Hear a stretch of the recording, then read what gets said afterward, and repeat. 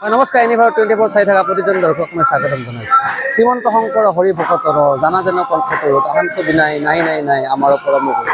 মই এতিয়া উপস্থিত আছোঁ যিহেতু হাউলিৰ খাতালপাৰাত ইয়াত পালনাম আয়োজন কৰিছে দ্বিতীয় বাৰ্ষিক আৰু ক'ব লাগিব যিহেতু আচলতে মহাপুৰুষ শ্ৰীমন্ত শংকৰদেৱৰ উদ্যোগত আচলতে ধোৱা হাতত আচলতে এই পালনাম আৰম্ভ হৈছিল। দ্বিতীয়বাৰৰ বাবে মহাপুৰুষ মাধৱদেৱৰ দ্বাৰা আচলতে যি অনুষ্ঠিত কৰা হৈছিল নামনি অসমৰ সুন্দৰদিয়াত এই পালনাম আৰু সেই সময়ৰ পৰা আচলতে এই পালনাম চলি আহিছে। আৰু ক'ব লাগিব যিহেতু পালনাম মানে হৈছে নিৰবিচ্ছিন্নভাৱে আচলতে পালে পালে কৰা নাম আৰু এই ক্ষেত্ৰত আচলতে ভক্তি ৰসত ডুব গৈছে আজি হাউলিৰ বৃহত্তৰ অঞ্চল আৰু খাতালপাৰা গাঁও। আৰু এই ক্ষেত্ৰত মোৰ কেমেৰা সহযোগী দেখুৱাই দিম ইয়াতে ভক্তৰ সমাগম হৈছে আৰু যিহেতু ৰাতিপুৱাৰ ভাগৰ পৰাই আচলতে ইয়াতে নাম কীৰ্তন চলি থকা পৰিলক্ষিত হৈছে। আৰু ক'ব লাগিব দ্বিতীয় বৈকুণ্ঠপুৰলৈ পৰিণত হৈছে হাউলি খাতালপাৰা। আৰু যিহেতু ক'ব লাগিব ৰাতিপুৱাৰ ভাগৰ পৰা ইয়াতে ভক্তৰ ভিৰ কৰা পৰিলক্ষিত হৈছিল। আৰু এই ক্ষেত্ৰত মই যাবলৈ চেষ্টা কৰিম যিহেতু এই যি হাউলি আঞ্চলিক শংকৰ সমাজৰ উদ্যোগত যিহেতু আচলতে এই পালনাম উদযাপন কৰিছে দ্বিতীয় বাৰ্ষিক। আৰু এই ক্ষেত্ৰত মই উদ্যোক্তা আছে তেওঁলোকৰ সৈতে মই কথা পাতিবলৈ চেষ্টা কৰিম যিহেতু কলিৰ যুগত মূল মন্ত্ৰ হৈছে শ্ৰৱণ কীৰ্তন। কি ক'ব খোজে?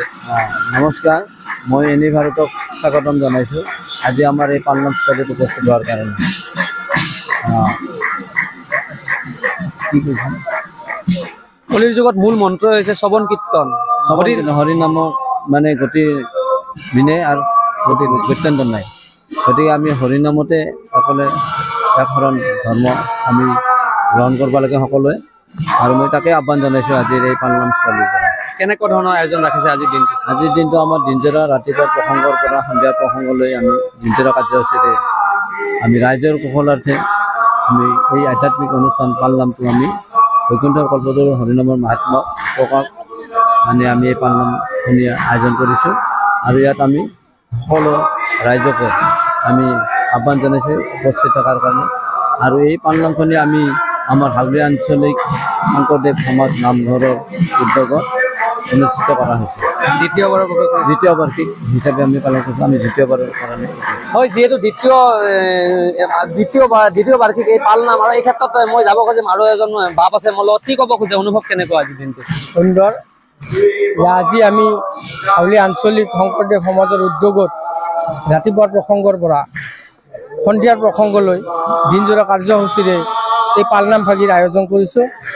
আৰু এই পালনাম ভাগি আমাৰ হাউলি আঞ্চলিক শংকৰদেৱ সমাজৰ মুখ্য পাঠক আৰু তথা পৰিচালনা সমিতিৰ সভাপতি জগদীশ বাপজনাৰ পৰিচালনাত পালনাম ভাগি আয়োজন কৰা হৈছে। তেওঁৰ পৰিচালনাতে আজি অনুষ্ঠিত হৈছে। দেখা গৈছে বৰ্তমানৰ সময়ত উঠিয়া চাম নিচা আসক্ত হ'ব ধৰিছে। গুৰুজনাৰ যি নীতি আদৰ্শৰ দি থৈ গৈছে সেইবোৰ নলয় আচলতে বেয়া যি আচলতে নিচা আসক্ত হৈ একো ঘৰ ধ্বংস হৈ গৈছে তেওঁলোকক উঠিয়া চামক কি ক'ব আপুনি?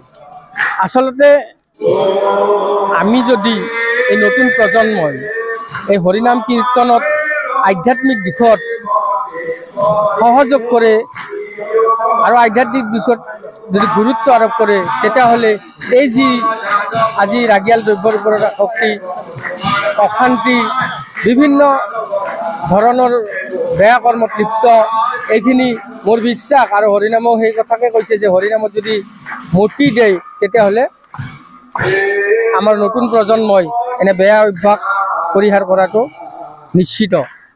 সেয়েহে আমাৰ আশা আৰু অনুৰোধ যে সকলোৱে আহক এই হৰিনাম কীৰ্তনত আগভাগ লওক। শ্ৰৱণ কীৰ্তন বিনে একো গতি নাই। গতিকে শ্ৰৱণ কীৰ্তন কৰক। ভগৱান শ্ৰীকৃষ্ণৰ শ্ৰৱণ কীৰ্তনে মূল মন্ত্ৰ। ইয়াত যদি নতুন প্ৰজন্মই অংশগ্ৰহণ কৰি হৰিনাম কীৰ্তনৰ আধ্যাত্মিক ফলত ঢাল খায় তেতিয়াহ'লে এনেকুৱা বেয়া নিচা বা বেয়া কৰ্মত লিপ্ত হ'ব নোৱাৰে। মই ধন্যবাদ জ্ঞাপন কৰিছোঁ। মোৰ কেমেৰা সহযোগ দেখাব দিম। আচলতে কিনকিনীয়া বৰষুণ আৰু এই বৰষুণকো আচলতে নেওচি আচলতে যি ভক্তসকলে আচলতে ইয়াত নাম কীৰ্তনত অংশগ্ৰহণ কৰিছে। কিয়নো ক'ব লাগিব কলিৰ যুগত উদ্ধাৰ হ'বলৈ হ'লে আমি ভগৱান শ্ৰীকৃষ্ণ শ্ৰীচৰণত যাব লাগিব। আৰু এনেকৈ নাম কীৰ্তন কৰি থকা পৰিলক্ষিত হৈছে। আৰু ক'ব লাগিব যিহেতু কলিৰ যুগত মূল মন্ত্ৰ হৈছে শ্ৰৱণ কীৰ্তন। হৰিৰ নাম বিনে গতি নাই আনগতি নাই আৰু এক দেৱ এক হেত একো বিনে নাই কেৱ। আমি কলিৰ যুগত উদ্ধাৰ মনুষ্য জীৱনৰ পৰা উদ্ধাৰ হ'ব ল'বলৈ হ'লে আচলতে আমি ভগৱান শ্ৰীকৃষ্ণৰ শ্ৰীচৰণত আমি যাবই লাগিব। হয় মই কেমেৰা সহযোগীৰ সৈতে মই কৌশিক দাস এনিভাৰ 24।